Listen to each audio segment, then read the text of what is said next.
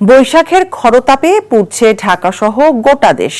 অব্যাহত তাপপ্রবাহে নাকাল জনজীবন। অসহনীয় গরম উপেক্ষা করে রাস্তায় নামতে বাধ্য হচ্ছেন শ্রমজীবীরা।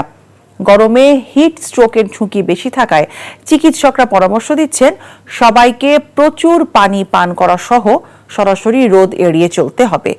আরো জানাচ্ছেন সাদরিনা খন্দকার। বান্ডেল থাকলে প্রতি সেনমানিতে টাকা বাঁচবে। বিকাশ সেনমানি বান্ডেল কিনে জিতুন প্রতি লেনদেনে। দিনের বেলায় রাজধানী ঢাকার রাস্তায় নামলেই টের পাওয়া যায় গরমের তীব্রতা কতটা ভয়াবহ।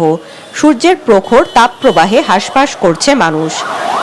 জীবন ও জীবিকার তাগিদে যারা বের হয়েছেন প্রচণ্ড গরম আর রোদে পুড়তে হচ্ছে।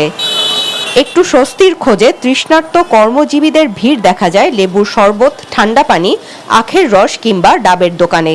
অনেক গরম পড়ছে তো ওই জন্য আর কি হচ্ছে আখের রসটা খাচ্ছি। খুব কষ্ট হচ্ছে গরমে, চালান যাচ্ছে না গাড়ি, অনেক ব্যবসা গরম, অনেক খারাপ লাগে। গরমের তীব্রতায় হাসপাতালে বাড়ছে রোগীর সংখ্যা।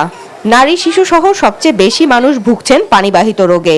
সেই সাথে হিট স্ট্রোক, ডায়রিয়া, জন্ডিসের মতো রোগে আক্রান্ত হওয়ার ঝুঁকিও এই সময় বেশি। আমরা বের হওয়ার সময় অবশ্যই সঙ্গে একটা ছাতা নিব, এটা একটা জিনিস। সেকেন্ড জিনিস হলো যে আমরা বিশুদ্ধ পানির ব্যবস্থাটা নিজেরাই করে নিব। অসুস্থ হয়ে গেলে সাফারিংস আপনারই, সেই কারণে আমরা বাইরের খোলা খাবারটা যেন অ্যাভয়েড করি। তবে চরম গরমের মধ্যেই কিছুটা স্বস্তির খবর দিচ্ছে আবহাওয়া অফিস।